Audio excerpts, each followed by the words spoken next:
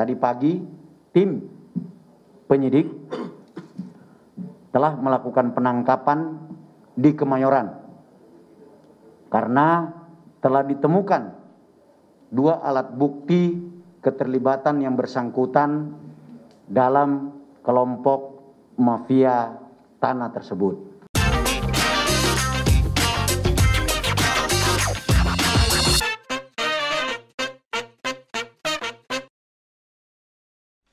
Beberapa waktu lalu saya bertemu seorang teman yang punya kasus rumah dan tanahnya di Jakarta tiba-tiba berpindah tangan. Modusnya, dia sedang menjual rumahnya. Terus ada 2 orang datang ke rumahnya. Yang satu calon pembeli dan satu lagi ngakunya sih notaris. Yang calon pembeli minat beli rumah teman saya itu dan siap kasih uang muka di depan. Nah, sesudah setuju harga, uang muka pun dikasihkan. Si pembeli dan notaris tadi kemudian meminjam sertifikat asli untuk diurus proses jual belinya. Dan entah bagaimana caranya, sertifikat asli rumahnya temanku itu tadi diberikan ke si calon pembeli. Lalu terjadilah proses pemalsuan sertifikat. Sesudah sertifikat tanah itu dipalsu, si pembeli tadi kemudian menjual ke orang lain dengan harga murah. Inilah yang sekarang sedang marak di Jakarta dan di banyak daerah. Mereka disebut mafia tanah. Kata mafia digunakan karena mereka tidak bekerja sendirian. Ada yang jadi pembeli, ada yang jadi notaris. Bahkan juga diduga melibatkan petugas Badan Pertanahan Nasional atau BPN. Mereka begitu rapih dan terorganisir. Kasus terbaru yang baru saja diungkap adalah kasus Dino Patijalal, mantan Wakil Menteri Luar Negeri. Ibundanya kebetulan punya tanah di beberapa tempat yang akan dijual. Dengan modus yang sama seperti teman yang saya ceritakan tadi di awal, tanah-tanah itu tiba-tiba berpindah tangan. Sesudah lapor polisi, tertangkaplah 15 orang anggota sindikat yang memainkan peran berbeda.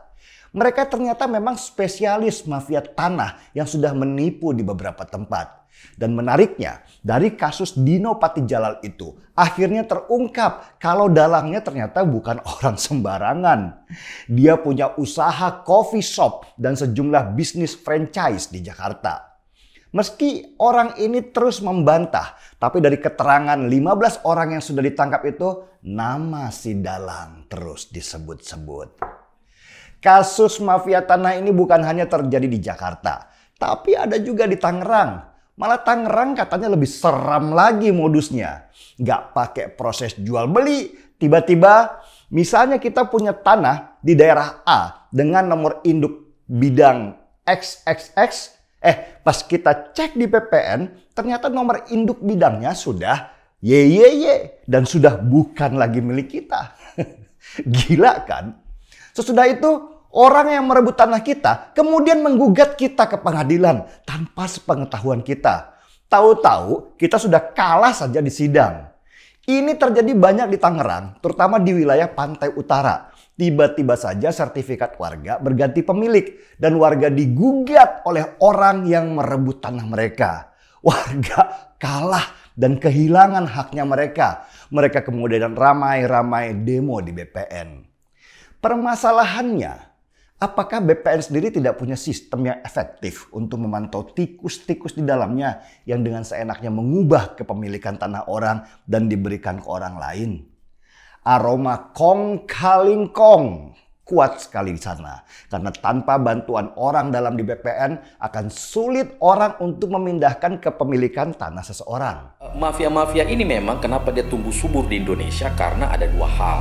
Pertama, karena sistem pendaftaran tanah kita yang saya katakan itu bahwa bersifat formalistik. Artinya begini, sistem pendaftaran tanah itu kalau kita jual beli lantas proses balik nama, biasanya kan kita ke PPAT notaris, nanti dimintalah berkas-berkasnya.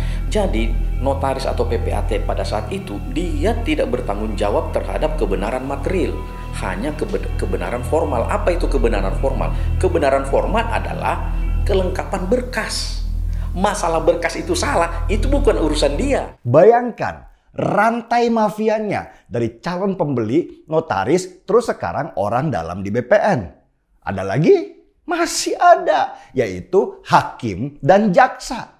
Hakim dan panitera atau pembantu hakim ini peran penting sekali dalam proses kasus mafia tanah, terutama yang gede-gede. Seperti cerita kita di awal tadi, bisa saja tiba-tiba tanah kita pindah kepemilikan ke orang lain. Lalu kita digugat oleh yang merebut tanah kita dan kita dikalahkan oleh mereka di pengadilan. Proses seperti ini tidak mungkin tidak melibatkan oknum hakim, oknum panitera, dan oknum jasa. Kalau sudah mereka memang terlibat, berarti nilai tanahnya itu sudah raksasa. Kasus perebutan tanah di Cakung, Jakarta Timur contohnya yang melibatkan 7,7 hektar lahan. Komisi Yudisial dan Komisi Kejaksaan sampai harus turun tangan mengawasi ketat apakah hakim dan jaksa ikut bermain di dalam kasus ini. Gile, nilai tanah yang diperebutkan saja 4 triliun rupiah. Dan dengan nilai segitu besar, gak mungkin gak ada siraman-siraman ke pihak yang berwenang supaya perkara mereka dimenangkan. Salah satu yang sekarang diburu oleh kepolisian bernama Benny Tabalujan. Seorang pengusaha, seorang pengacara, dan jangan kaget, dia juga seorang pendeta. Dia dikabarkan sekarang ada di Australia dan polisi bekerja sama dengan Interpol untuk menangkapnya. Kasus tanah di Cakung, Jakarta Timur itu juga melibatkan 2 mantan pegawai BPN yang sekarang sudah menjadi tersangka. Keterlibatan mereka membuka mata kalau kepala BPN tidak bisa tinggal diam melihat sindikat mafia di dalam tubuh mereka. Mafia tanah ini jahat sekali karena juga sering mengambil hak orang kecil yang harus kerja keras bertahun-tahun menabung setiap bulan hanya untuk dapat tanah 100 meteran saja. Bayangkan perasaan mereka ketika tanah yang jadi masa depan mereka harus hilang karena oknum hakim malah memenangkan orang yang merebut tanah mereka. Dan oknum hakim yang kayak gini layaknya dihukum mati saja. Setuju? Kalau setuju, mari kita angkat kopinya.